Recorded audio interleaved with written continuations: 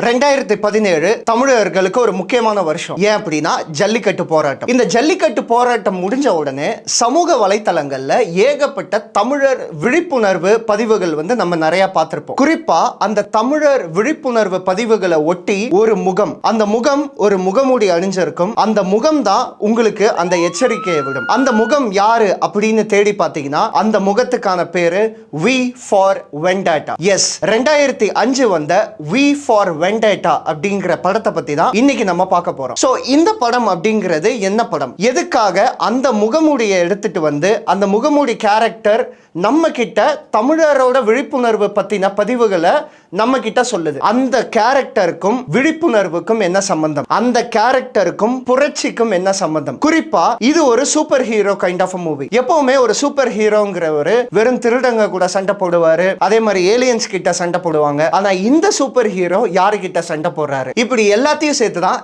இன்னைக்கு நம்ம பார்க்க போறோம். Welcome to Bogan's blind date. நான் உங்கள் தெய்வம்.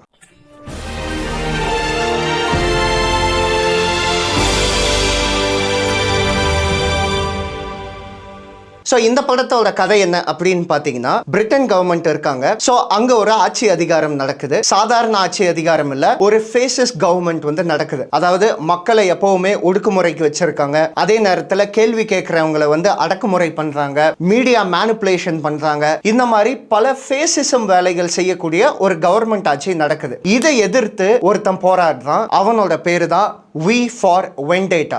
ஒரு புரட்சியாளர். குறிப்பா அவன் வயலன்ஸ் அதிகமா யூஸ் பண்றான், தன்னோட அறிவு சார்ந்த விஷயங்களை யூஸ் பண்ணி புரட்சி பண்றான். அண்ட் குறிப்பா கவர்மெண்ட்டை பயமுறுத்துறான். தன்னோட புத்திசாலித்தனத்தாலையும் தன்னோட வயலன்ஸ்னாலையும் கவர்மெண்ட் அண்ட் அபிஷியல்ஸை பயமுறுத்துறான். இதை பார்த்துட்டே இருக்க மக்கள், அது வரைக்கும் பயந்துட்டு இருந்த மக்கள், ஓகே நமக்காக வி இருக்காரு, நம்ம தைரியமா கவர்மெண்ட்டை கேள்வி கேட்கிறோம் அப்படின்ட்டு மக்களும் சேர்ந்து வி கூட புரட்சி பண்றாங்க. இந்த இடத்துல வி ஹீரோவா இருக்கானா இல்ல ஒரு டெரரிஸ்டா இருக்கானா அப்படிங்கறத மக்களும் நீங்களும் முடிவு பண்ணணும். சோ இதுதான் இந்த வி ஃபார் வெண்டாட்டாவோட கதை. சோ இந்த கதை எப்படி உருவாச்சு அப்படிங்கறத பார்த்தோம் அப்படின்னா, ஆலன் முரேஸோட கிராஃபிக் நாவல், குறிப்பா கவர்மெண்ட்டை கிரிட்டிசைஸ் பண்ணி எழுதியிருக்க கிராஃபிக் நாவல் அண்ட் குறிப்பா மீடியா மேனிப்புலேஷனுக்கு எதிராக நிறைய விஷயங்கள் கிராஃபிக் நாவலா எழுதியிருப்பாரு. சோ அதை இன்ஸ்பயர் பண்ணி தி வஷோவ்ஸ்கிஸ் அப்படின்னு சொல்லுவாங்க, தி வஷோவ்ஸ்கிஸ் பிரதர்ஸ். சோ இவங்க தான் மேட்ரிக்ஸ் படத்தை எடுத்தவங்க. சோ இந்த வஷோவ்ஸ்கிஸ் பிரதர்ஸ் தான் கிராஃபிக் நாவலை இன்ஸ்பிரேஷனா வச்சு இந்த கதையை எழுதியிருக்காங்க.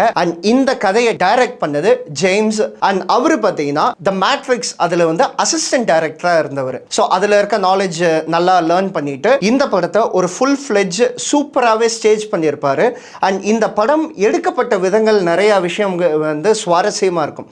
குறிப்பா இந்த படத்தோட டெக்னிக்காலிட்டி. ஸோ இந்த பிளாஸ்ட் சீன்ஸ் எல்லாம் எப்படி ஸ்டேஜ் பண்ணியிருக்காங்க அப்படின்னா, எக்ஸாம்பிளுக்கு ஒரு பார்லிமெண்ட்டை பிளாஸ்ட் பண்ணுவாங்க. ஸோ இதை எப்படி எடுத்திருக்காங்க அப்படிங்கிறத ஒரு உதாரணமா சொல்றேன். அந்த பார்லிமெண்ட் அந்த கவர்மெண்ட் கிட்டே பெர்மிஷன் வாங்கியிருக்காங்க. அதாவது உங்க பில்டிங் பக்கத்துல நாங்க பைரோ டெக்னிக் பண்ணிக்கிறோம் அப்படின்ட்டு. ஸோ பைரோ டெக்னிக் அப்படின்னா இந்த WWE எல்லாம் பார்த்துருப்பீங்கல்ல, ரெஸ்லர் வருவாரு, பின்னாடி பட்டாசு லைட் மாதிரி வரும்ல ஒரு செட்டப். ஸோ அதுதான் பைரோ டெக்னிக். ஸோ அதுக்கு பெர்மிஷனும் கொடுத்துட்டாங்க. ஸோ அந்த பில்டிங் பக்கத்துல அந்த பைரோ டெக்னிக் எல்லாம் வச்சு வெடிக்க வச்சு, அதுக்கப்புறம் மினியேச்சர் பார்லிமெண்டோட மினியேச்சரை வச்சு அதை ஒரு ஸ்டூடியோல வெடிக்க வச்சு ரெண்டுத்தையும் மிக்ஸ் பண்ணி நம்ம அதை பார்க்கும்போது அவ்வளவு ரியாலிட்டியா இருக்கு. ஸோ இதெல்லாமே செமையான பிரில்லியன்ஸ். ஸோ இப்படிதான் இந்த படத்தை ஜேம்ஸ் அவர் சூப்பரா எடுத்திருப்பாரு. ஸோ ஜேம்ஸ் கண்டிப்பா இந்த படத்துக்கு ஒரு மிகப்பெரிய கிரெடிட் நம்ம கொடுத்தாகணும்.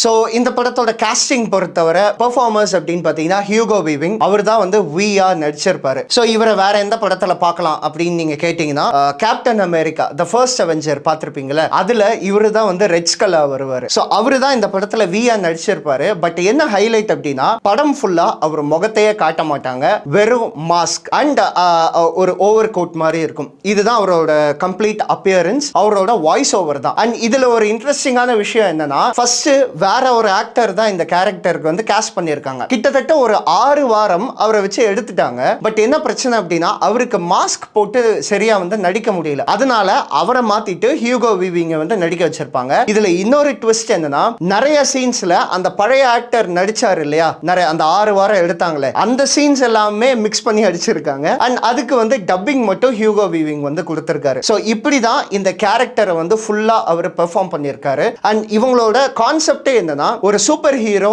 ஐடியாலஜிக்கலி சூப்பர் ஹீரோ, ஒரு கருத்துள்ள சூப்பர் ஹீரோ வந்து முகத்தை காட்டாம இருந்தா மக்கள் ஏத்துப்பாங்களா அப்படிங்கிற ஒரு சேலஞ்சை நோக்கி தான் இவங்க ஒர்க் பண்ணியிருக்காங்க. அண்ட் அது நடக்கவும் செஞ்சிருக்கு. அண்ட் அதே மாதிரி இன்னொரு பெர்ஃபார்மர் பார்த்தீங்கன்னா நாட்லி போர்ட்மன். ஸோ தோர்ல வந்து நம்ம தோருக்கு வந்து லவ்வரா வருவாங்களே, ரொம்ப யங்கா இருக்கும்போது ஒரு படம் நடிச்சிருப்பாங்க. ஸோ அதுதான் இந்த வி. ஸோ இதுல அவங்களோட டெடிகேஷன் அப்படின்றது சூப்பரா இருக்கும். குறிப்பா இந்த படத்துல அவங்க கம்ப்ளீட்டா ஒரு சீன்ல வந்து ஷேவ் பண்ண மாதிரி வருவாங்க. ஆக்சுவலா இந்த படத்துக்காகவே கம்ப்ளீட் ஹெட்டை வந்து ஷேவ் பண்ணிட்டு எக்ஸாக்டா அந்த சீனுக்கு ஒரிஜினாலிட்டி இருக்கணும் அப்படிங்கறத வந்து அவங்க பண்ணியிருக்காங்க.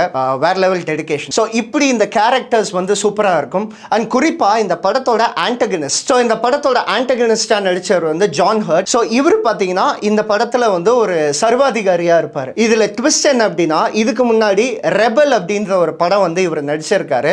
அதுல வந்து இவர் ஒரு புரட்சியாளரா இருப்பாரு. அதே நேரத்துல இந்த படத்துல பாத்தீங்கன்னா இவர் வந்து ஒரு சர்வாதிகாரியா இருக்காரு. இப்படிதான் இந்த சூப்பரான பெர்ஃபார்மன்ஸ்ல இந்த படத்தை ஃபுல்லா கேரி பண்ணியிருப்பாங்க இந்த படத்தோட ஆக்டர்ஸ்.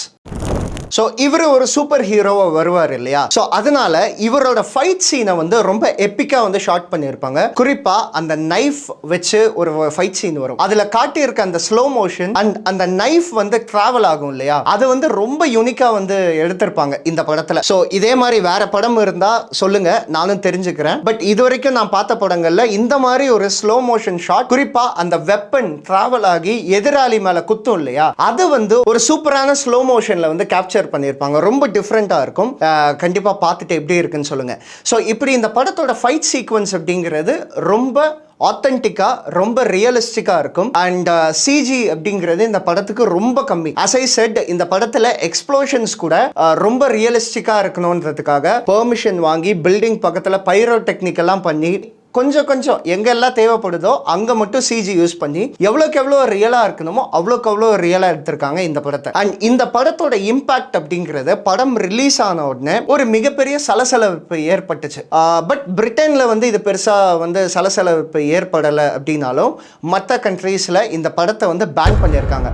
குறிப்பா அரப் கண்ட்ரீஸ் அண்ட் சைனா இந்த மாதிரி கண்ட்ரீஸ்ல வந்து இந்த படத்தை பேன் பண்ணியிருக்காங்க. எதுக்காக அப்படின்னா, கவர்மெண்ட்டுக்கு எதிரான படமா இருக்கு இது, அதனால இந்த படத்தெல்லாம் எங்க நாட்டில் ரிலீஸ் பண்ண மாட்டோம் அப்படின்னு வந்து பேன் பண்ணியிருக்காங்க. காலப்போக்கில் இந்த படம் வந்து ஒரு கல்ட் ஸ்டேட்டஸ் அப்படிங்கிறது அடைஞ்சது. அண்ட் குறிப்பா இன்னைக்கு ஒரு புரட்சியின் முகமாவே இந்த படம் அண்ட் குறிப்பா அந்த வி அப்படிங்கிற கேரக்டர் வந்து இருக்கும். நான் வீடியோ ஸ்டார்டிங்ல சொன்ன மாதிரி தமிழ்நாட்டில் மட்டும் இல்ல, எங்கெல்லாம் இந்த புரட்சிகரமான வசனங்கள் இதெல்லாமே வந்து மக்கள் கிட்ட கடத்தணும், அது வந்து குவிக்கா அட்ராக்டிவா மக்கள் கிட்ட போகணும் அப்படின்னு நினைக்கிறாங்களோ சோசியல் மீடியால, அவங்க எல்லாருமே இந்த வி ஃபார் வெண்டேட்டா இந்த ஐகானிக் அந்த முகத்தை வந்து யூஸ் பண்ணிட்டே தான் இருப்பாங்க. ஒரு முகமூடி, அது ஒன்று கை நீட்டி பேசும், இல்லை அது வந்து இப்படி கை பின்னாடி வச்சுக்கிட்டு திரும்பி பார்த்து ஒரு கருத்து சொல்கிற மாதிரி, அதோட இவங்க என்ன கருத்து சொல்லணும்னு நினைக்கிறாங்களோ அதை வந்து வைப்பாங்க. அண்ட் குறிப்பாக இந்த ப்ரொடக்ஷன் கம்பெனி ஒரு சம வேலை பார்த்தாங்க. என்னன்னா, உலகம் முழுக்க இந்த படம் சென்றடைஞ்ச உடனே மக்கள் எங்கெல்லாம் போராட்டம் பண்ணுறாங்களோ அப்போல்லாம் இந்த வி ஃபார் வெண்டேட்டா மாஸ்கை வந்து தேடி இல்லை இவங்களே செஞ்சு வந்து யூஸ் பண்ணிட்டு இருந்தாங்க. இதை பார்த்துனே இந்த ப்ரொடக்ஷன் டீம் அப்படா நம்ம படத்துக்கு சூப்பராக ஒரு பப்ளிசிட்டி கிடைச்சது அப்படின்னு யோசிச்சு இவங்களே, அதாவது ப்ரொடக்ஷன் கம்பெனியே மாஸ்க் தயாரித்து எங்கெல்லாம் போராட்டம் நடக்குதோ அங்கெல்லாம் அது பக்கத்தில் இருக்க ஸ்டால்ஸ் அண்ட் ஷாப்ஸில் வந்து இந்த மாஸ்கை கொண்டு போய் விற்க ஆரம்பித்தாங்க. ஸோ அது மூலமாகவும் அவங்க கொஞ்சம் லாபம் பார்த்தாங்க. ஸோ இதுதான் இந்த படத்துக்கு பின்னாடி இருக்க இன்ட்ரெஸ்டிங்கான விஷயங்கள். இந்த படத்தோட டெக்னிக்கல் பிரில்லியன்ஸ், இவங்களோட பர்ஃபார்மன்ஸ், இதோட ரைட்டிங், இதை எல்லாத்தையும் தாண்டி இந்த படத்தோட டயலாக்ஸ் தான் ஒரு மிகப்பெரிய பவர்ஃபுல் விஷயமா இருக்குது.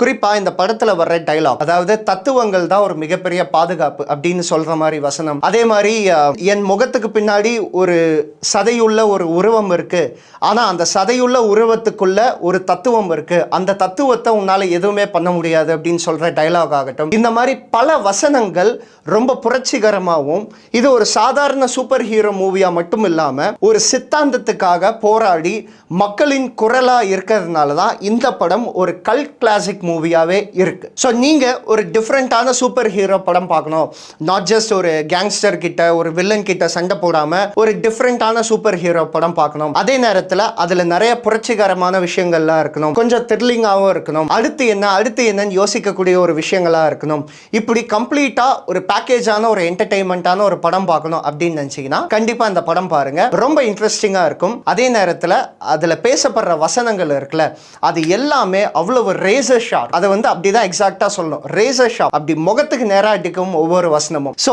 இந்த படம் நான் எங்க பார்க்கலாம் அப்படின்னு கேட்டீங்கன்னா அமேசான் பிரைம். பட் அகைன் எல்லாருக்கும் தெரிஞ்ச விஷயம் தான், அமேசான் பிரைம் இந்த படத்தையும் ரெண்ட்ல தான் வச்சிருக்காங்க. சோ ரெண்ட் பண்ணி பார்க்கணும்னு நினைக்கிறவங்க கண்டிப்பா பாருங்க. ஒரு டிஃப்ரெண்டான சூப்பர் ஹீரோ படம் பார்த்த ஒரு ஃபீல் வந்து உங்களுக்கு கிடைக்கும். சோ இந்த படம் பார்த்தவங்க எப்படி இருக்கு உங்களோட எக்ஸ்பீரியன்ஸ் இந்த படத்துல அப்படிங்கறத கமெண்ட்ல சொல்லுங்க, நானும் தெரிஞ்சுக்கிறேன். அண்ட் பார்க்காதவங்களும் தெரிஞ்சுக்கிட்டு இந்த படம் போய் பார்ப்பாங்க. சோ இந்த வீடியோ உங்களுக்கு பிடிச்சிருக்கும் நம்புறேன். பிடிச்சிருந்தா உங்க ஃப்ரெண்ட்ஸ், ஃபேமிலி, குறிப்பா சினிமா லவ்வர்ஸ் இருக்கவங்களுக்கு வந்து இந்த வீடியோ வந்து ஷேர் பண்ணுங்க. சினிமா போகன் சேனலுக்கு சப்ஸ்கிரைப் பண்ணுங்க. வேற ஒரு நல்ல வீடியோவோட உங்களை வந்து சந்திக்கிறேன். until then it's bye from Deva.